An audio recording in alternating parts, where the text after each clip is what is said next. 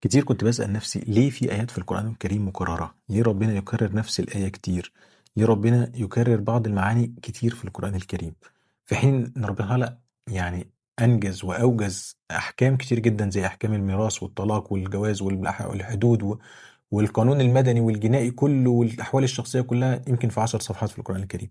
طب ليه ربنا بيكرر معاني أخرى؟ لأن التكرار تربية. القرآن بيربي الإنسان. ما أرسلنا فيكم رسولا منكم يتلو عليكم آياتنا ويزكيكم. هذا القرآن ربنا بيربي، بيزكي يعني يربي يطهر.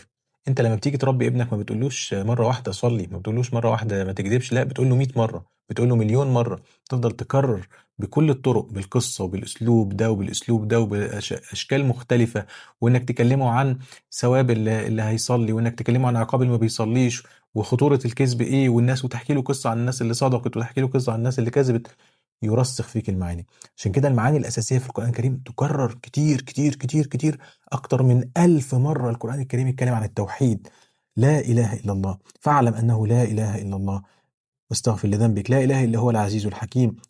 إياك نعبد وإياك نستعين. يسألك أإله مع الله؟ أإله مع الله؟ أئنكم لتشهدون أن مع الله آلهة أخرى؟ قل لا أشهد. يفهمك، يخاطب العقل، يخاطب التفكير. أم خلقوا من غير شيء أم هم الخالقون أم خلقوا السماوات والأرض. يقول لك ما اتخذ الله من ولد وما كان معه من إله إذا لذهب كل إله بما خلق. يقول لك لو في آلهة تانية، لو كان معه آلهة، لو كان فيهما آلهة غير الله لفسدتا، إذا لابتغوا إلى ذي العرش سبيلا.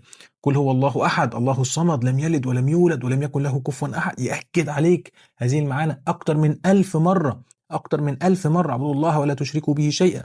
قل الله ثم ذرهم في خوضهم يلعبون. ما فيش صفحة في القرآن الكريم تفتحها إلا ولازم تجد فيها آية عن التوحيد على الأقل. تكلمك اعبدوا الله، اذكروا الله، اتقوا الله، لا تشركوا بالله، لا تعبدوا غير الله. إياك مفيش. ومع ذلك تلاقي ناس بعد ما القرآن الكريم وربنا سبحانه يخاطب الناس أكتر من 1000 مرة عن التوحيد، تلاقي ناس بتعبد فلان وبتقول يا علي ويا حسين ويا مسيح ويا عذراء ويا مش عارف مين ويا سيدي فلان ويا ماري مرقس واللي بيعبد هواه واللي بيعبد صنم. وإن هذه القضية ربنا كررها أكتر من 1000 مرة في القرآن الكريم. 1000 مرة ربنا يتكلم عن الإيمان. مادة آمن، آمنوا، كلمة آمنوا حوالي 500 مرة في القرآن الكريم. في حاجات ربنا يكررها عشان يرسخها في قلبك.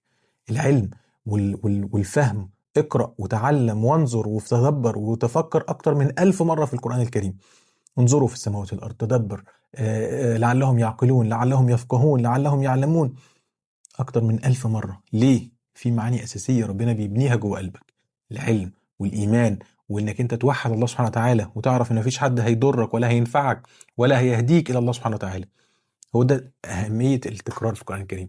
سبحان الله، تجد يعني آيات محكمات وأخرى متشابهات، إيجاز واختصار في بعض المواطن، وتكرار ومخاطبة للقلب في مواطن أخرى.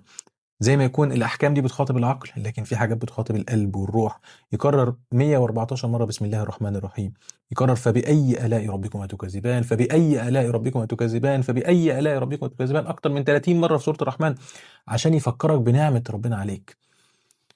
فويل يومئذ المكذبين، فويل يومئذ المكذبين، فويل يومئذ المكذبين، أكتر من 10 مرات في نفس السورة عشان تحس، عشان تحس، عشان تعرف، عشان قلبك يتحرك. سبحان الله.